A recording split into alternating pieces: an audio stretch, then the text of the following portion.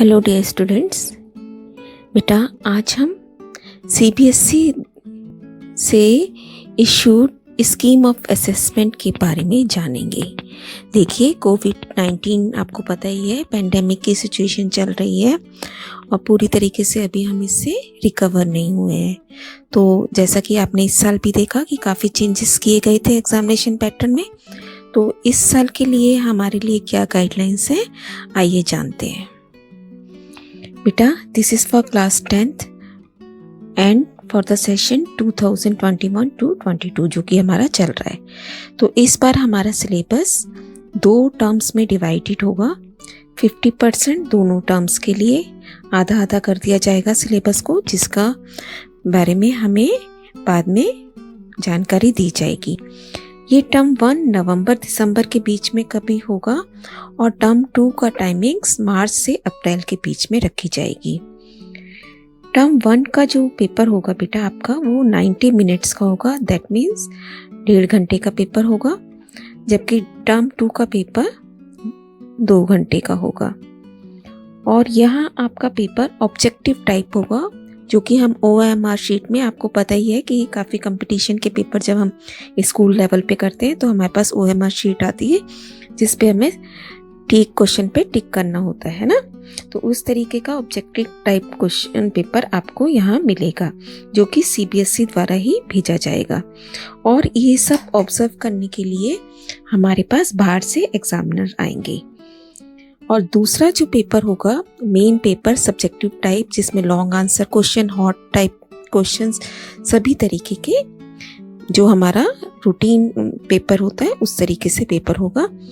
ये पेपर आपका स्कूल में भी हो सकता है और सेंटर भी इसके डाले जा सकते हैं।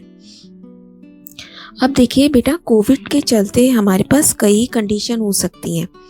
अगर ये जो अभी हमने कंडीशन डिस्कस की, ये वो केस था जबकि दोनों जगह नॉर्मल सिचुएशन रहती है, मतलब हम कोविड-19 से रिकवर हो जाते हैं और हम दोनों तरीके के पेपर्स आराम से कंडक्ट करा पाते हैं।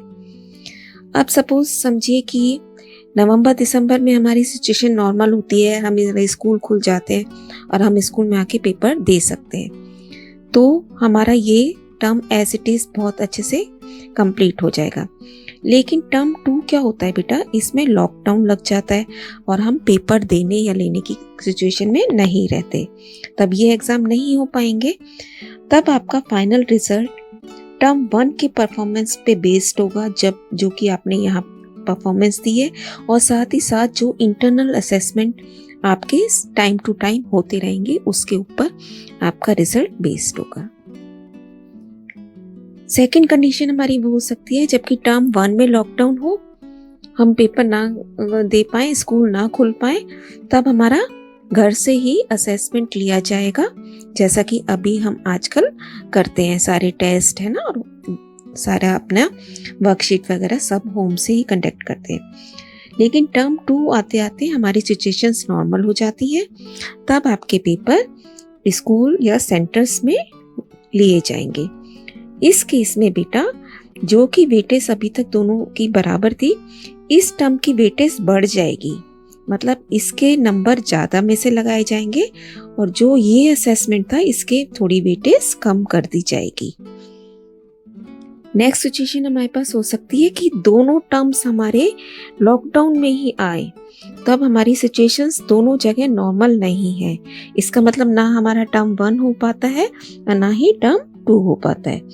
इस केस में हमारा सारा result internal assessment, practical, project work और जो भी आपकी एक्टिविटीज आप पूरे साल करते हैं उस बेस पर लिया जाएगा। इंटरनल असेसमेंट हमारा देखिए, उसके लिए क्या क्या गाइडलाइंस है। 3 पीरियोडिक टेस्ट आपके होने हैं पूरे साल में, और ये 9th और 10th दोनों क्लासेस के लिए हैं। स्टूडेंट एनरिचमेंट एक्टिविटीज़ जो आप प्रिपेयर करते हैं, आपकी टीचर्स आपको तैयार कराती है, एंड पोर्टफोलियो तैयार करना है आपको, प्रोजेक्ट वर्क्स तैयार करने हैं, और ये सारा स्टूडेंट प्रोफाइल आपका स्कूल में मेंटेन किया जाएगा और रिकॉर्ड में रखा जाएगा। कभी भी CBSE द्वारा इनकी चेकिंग हो सकती है और स्कूल को सबमिट करना पड़ेगा ये सब। तो आपको बहुत केयरफुली और बहुत बिल्कुल आपको पंक्चुअल रहना है बेटा अपने काम में, जिससे कि कहीं भी कोई मार्क्स कटने की गुंजाइश नहीं रहे, क्योंकि इंटरनल असेसमेंट भी बहुत बड़ा रोल आपके मार्क्स में प्ले करेंगे।